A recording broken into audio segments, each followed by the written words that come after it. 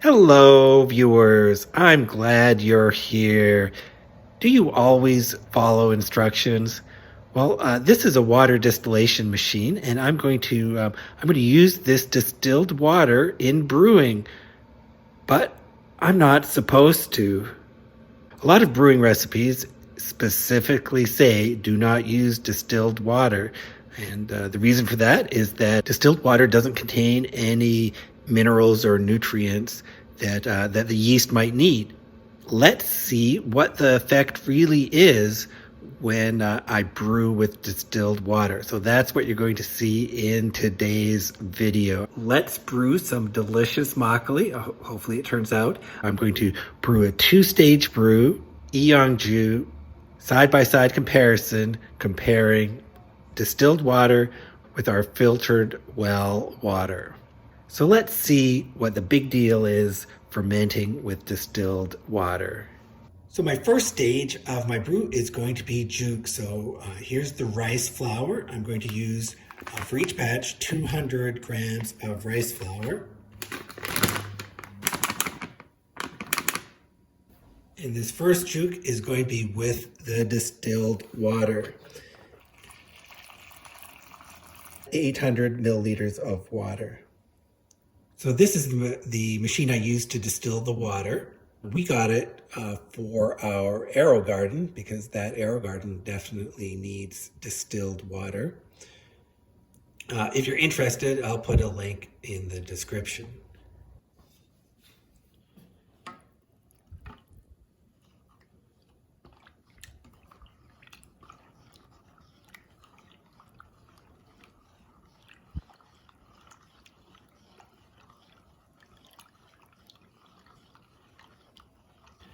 So now I continuously stir this on medium heat until it thickens up.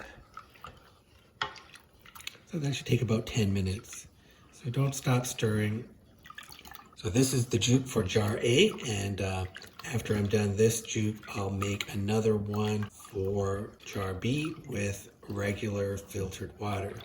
I know the theory here is that the distilled water is going to be lacking in minerals and nutrients. It's going to be hard for the yeast to grow using the distilled water. I know that's the theory, but we'll see what happens. It just started to thicken now.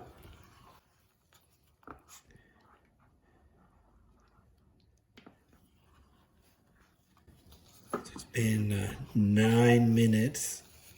I'm just going to stir this a few more times and take it off the heat.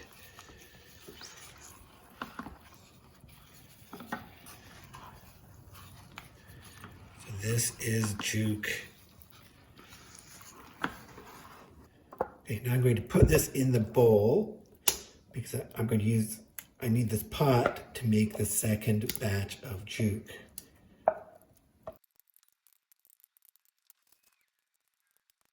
So I'll set this aside to cool. Pot of juke. This is for the regular water. 200 grams of rice flour. Filtered water from the fridge. And 800 milliliters of water. So this will be our second pot of juke. And I want this to be exactly the same. That's why I'm using the same pot to cook it in at the same temperature and the same length of time, because how the rice starch is gelatinized, that does affect the fermentation a lot. I do want to be consistent here for this side-by-side comparison. This has thickened up just a little faster, I guess because the pot has warmed up. It's going to end up being about 8 minutes.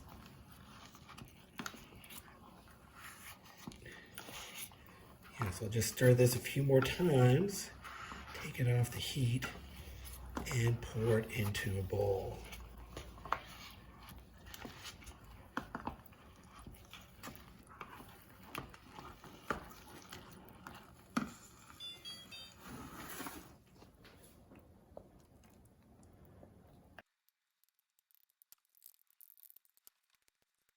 So here's our 2 bowls of jute. I'm going to let them cool. They're pretty thick.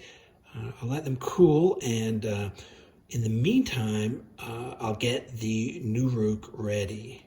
Okay, I'm just going to use my regular supermarket Nuruk here. I'm going to use 100 grams of Nuruk and 300 milliliters of distilled water and half a teaspoon of white wine yeast.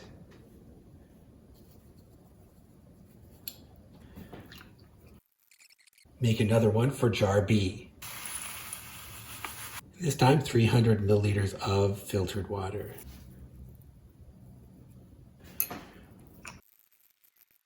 It won't take too long for the jute to cool, and then we'll pour in the Nuruk mixture and mix them together. It's been a while. I'm going to stir this jute a bit. This is the distilled water jute. I'm going to mix this up a bit and check the temperature. Okay, so it's just a little too hot. Once it gets to 30 degrees, then I'll mix the Nuruk mixture in with the jute.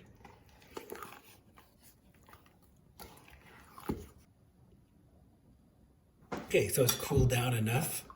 Let's mix in the Nuruk.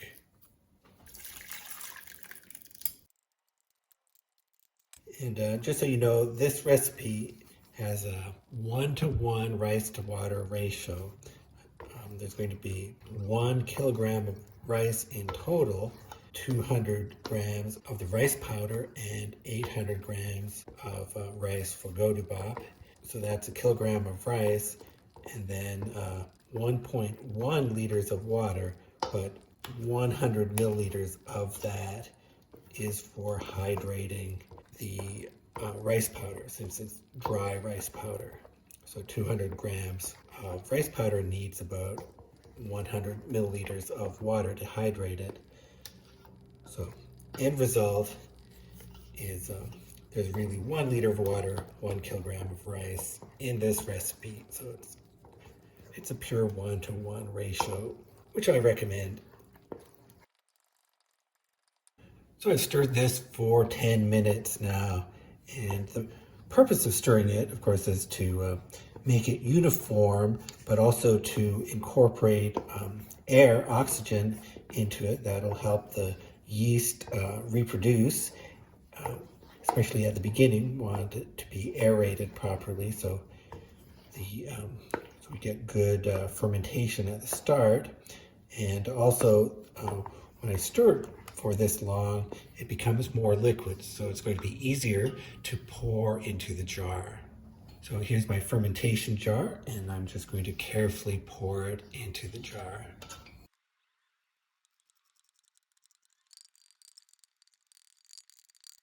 Okay, so that's jar A.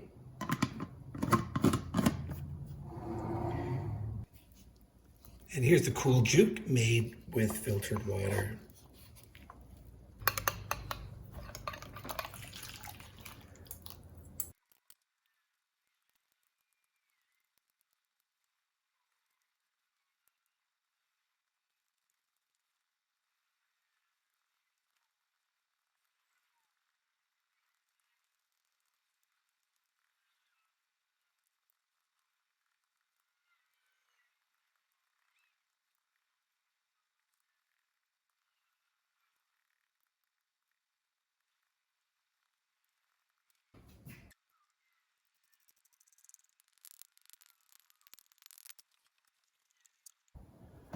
Right, and keep the lids loose to allow for airflow.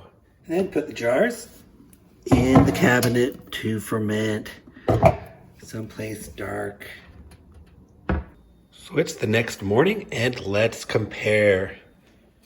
So here's the distilled water and the regular filtered water.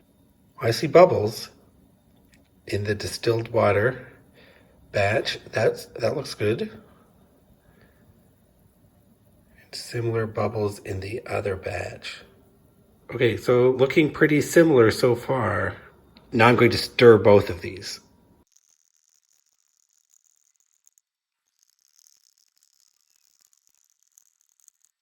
Now it's the evening of day 1. Let's look at the progress of fermentation. Now it looks like it's quieter for both of these, but I don't know if you can see, there's a lot of little bubbles coming up. And if you listen to this, both of them are quite loud. So there's a lot of bubbling happening. They're both the same right now. And I'm going to stir this again.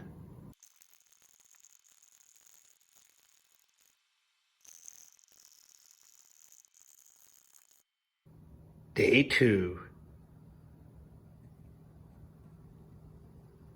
Visible bubbling in A.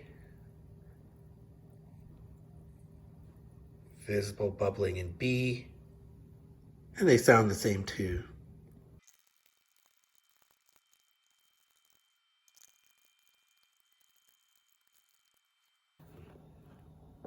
So today I'm going to make godabop. So here's my sweet rice.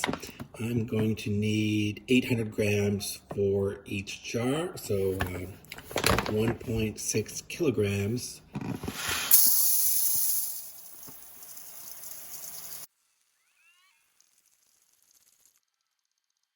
Now I'll wash and rinse this repeatedly for 10 or 15 minutes. Oh, and I'll just point out the obvious here. I am just using regular water to wash and soak this rice. So I'm not using distilled water here. So yeah, so both batches are going to use rice that's soaked just in my regular water from the tap. And this is well water. It's not chlorinated.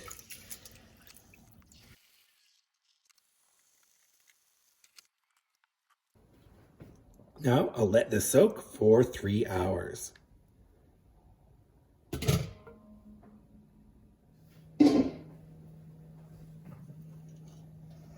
Now I'm going to drain this.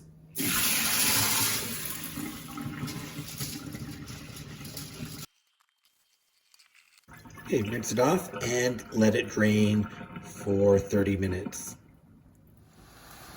Okay, so I have my steamer ready. The water is pretty much boiling. And here's a dampened cheesecloth, and here's the drained rice. Cover it up. Put the lid on. When I see steam start coming out again, I'll start timing. I'm going to steam this for 40 minutes.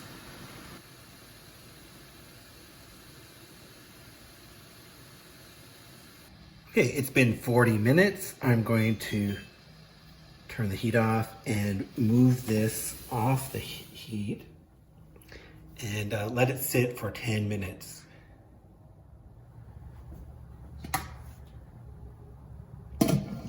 It's been 10 minutes.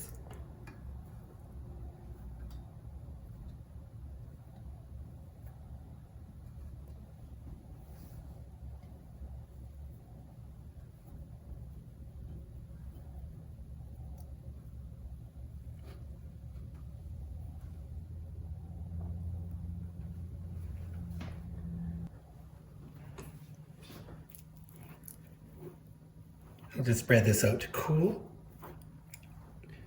I want this to cool pretty much to room temperature, or at least below 30 degrees Celsius. That'll take about an hour. So this is godabop.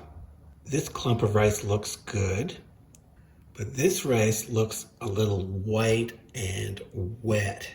So this part is not as good. It'll be fine. It's not that much, but good godabop is not going to be mushy. It's going to be yellowish. The grains of rice are still distinct. So this part on the edge got too wet during the steaming process, and this is more white and seems a bit mushy. That's not as good. So just let this cool. Okay, the go-to bop has cooled down. I'm going to stir both jars now.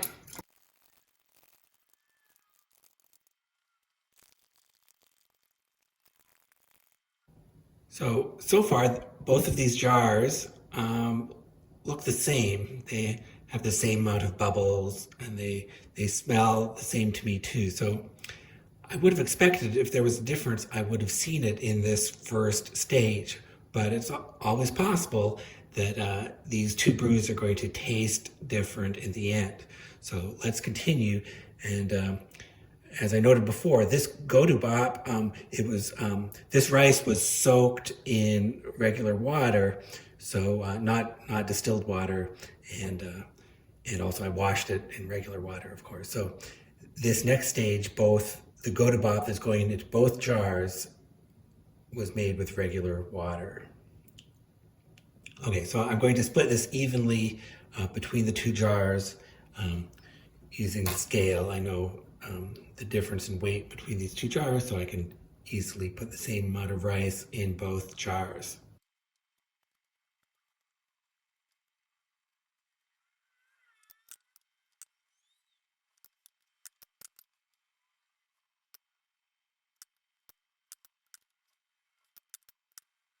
Okay, these two jars got the same amount of rice. Now I will mix them by hand.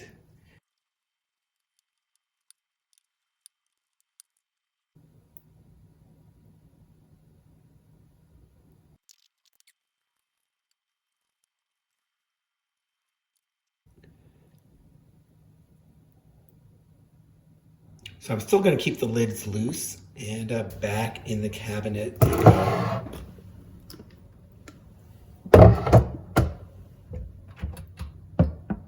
It's day 3. The go-to bop has absorbed all the liquid. Right now it looks dry on top. I don't see any liquid layer on the bottom. I can hear bubbling in both of them, so I know that there's good fermentation in both of them. Now the aroma, B actually has a stronger aroma, a bit more sour or apple aroma than A. A has a plainer, more wheaty smell. So that's the comparison on day 3. Day 4. Still looks pretty dry on top. Day 5.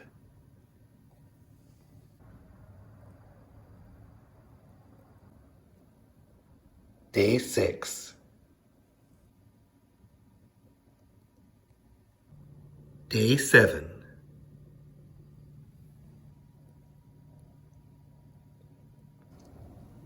Day 8.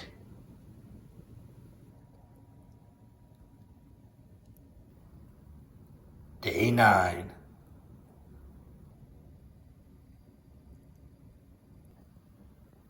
Day 10.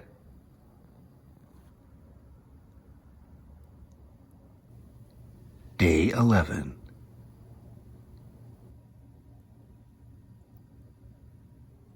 Day 12.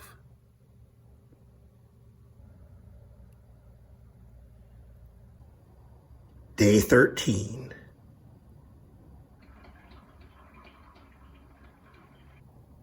Day 14.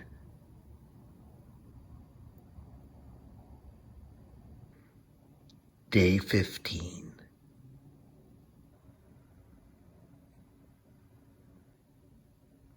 Day 16. Day 17.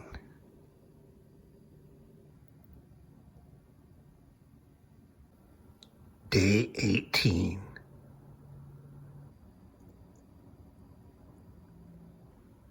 Day 19. you can see that jar B is slightly ahead of jar A. I'm going to say it's time to bottle today. The, um, the rice is very uniformly broken down, especially in jar B. Jar A is just a little bit behind, but you can see the liquid layer. This is very soft and liquid, and there's a cap of rice. That cap of rice is getting smaller. The rice is falling down. It stopped. It stopped bubbling very much a few days ago.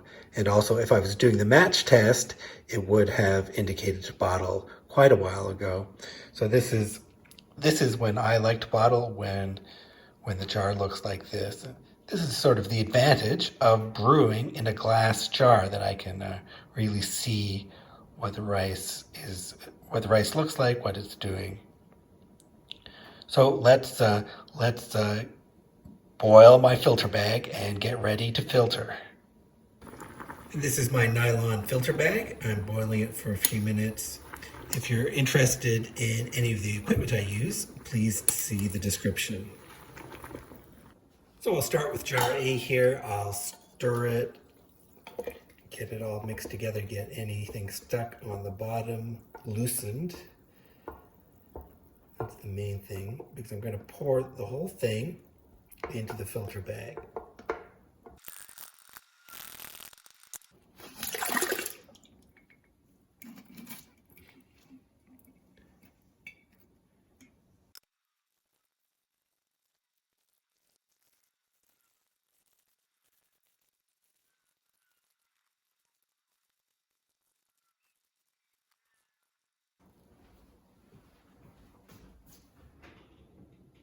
And this is 249 grams of jigami.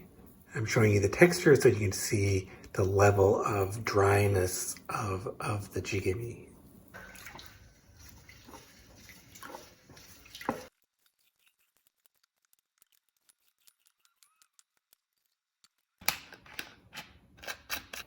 Now I'm going to get my bonus bowl by refiltering the jigami, adding more water and refiltering. So this is going to extract a bit more. That's 250 milliliters of water. Doesn't really matter exactly how much it is. And I'm going to massage this and extract a bit more flavor and alcohol out of this.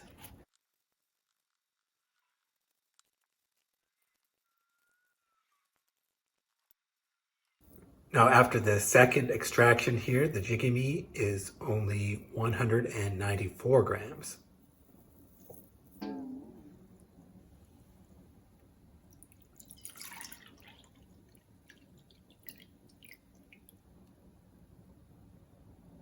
because I'm doing a side-by-side comparison here, I'm going to use the same filter bag. So I've washed it and I'm going to boil it. I'll stir jar B.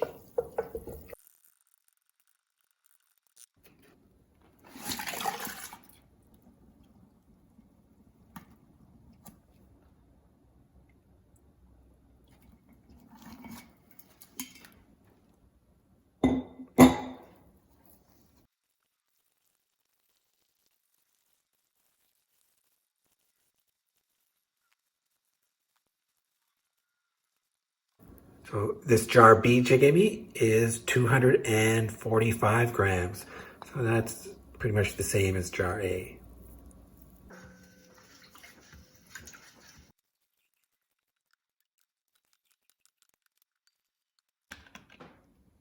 And now the bonus bowl for jar B.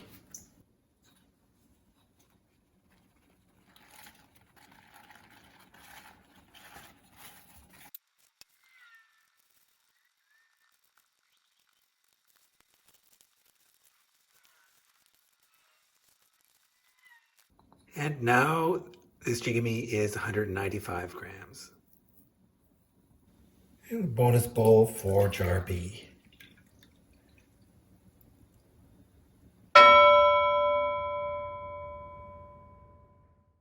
So let's make a preliminary comparison here. The difference between using distilled water for the first stage of brewing.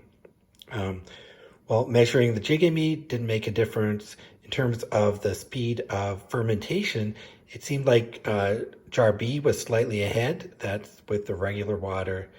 The difference was small, and A would have caught up. But I'm interested if there's any difference in taste between these two bonus bowls. Okay, well, they're both good.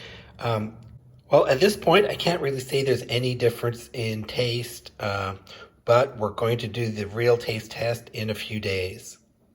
So it's 3 days later. This is what the bottles look like. Sediment has settled.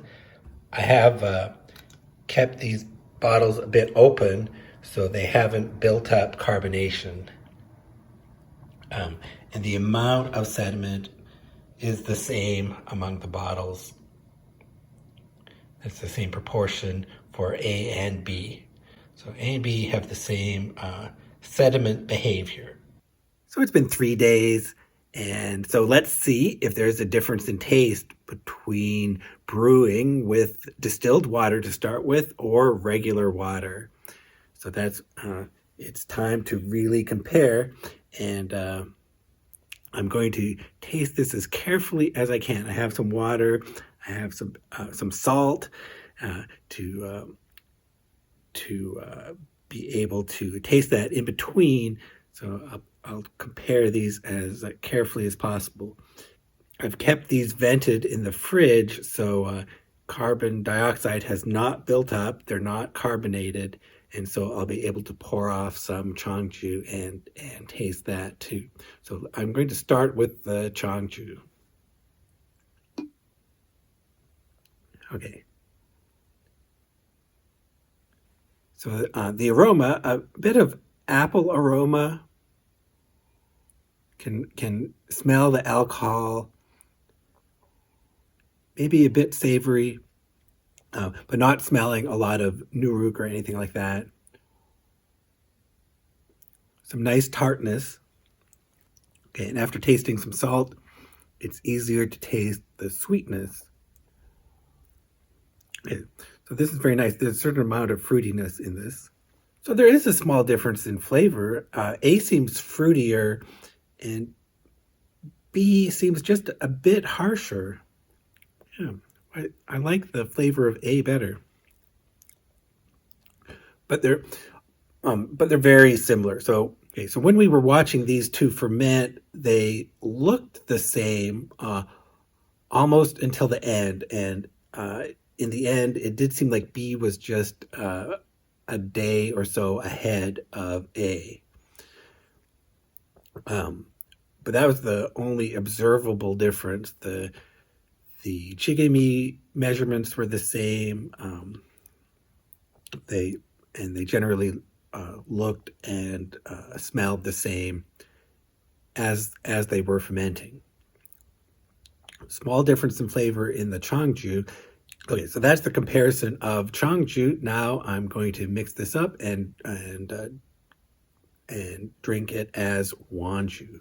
So wanju is just the original alcohol, both the sediment and the chongju mixed together.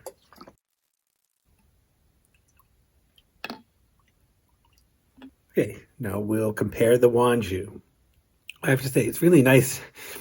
It's really nice to drink some fresh wanju, and especially when I just used a normal recipe. This tastes great. Okay, so these both taste great, and I can't really tell them apart. So let me try to think why distilled water did not make a difference. Why wouldn't using distilled water make a difference? Well, one possibility is that there's enough nutrients just in the nuruk variety of nutrients that the yeast doesn't need anything from the water. So that's one possibility, is that Nuruk already contains the ingredients that the yeast needs to thrive, and it's not going to make much difference, at least with the kind of water that I'm using. So I think that's the most likely explanation. So if you want to brew some delicious makgeolli with distilled water, go ahead. It works. It works the same, and yeah, you're not no bad effect from using distilled water.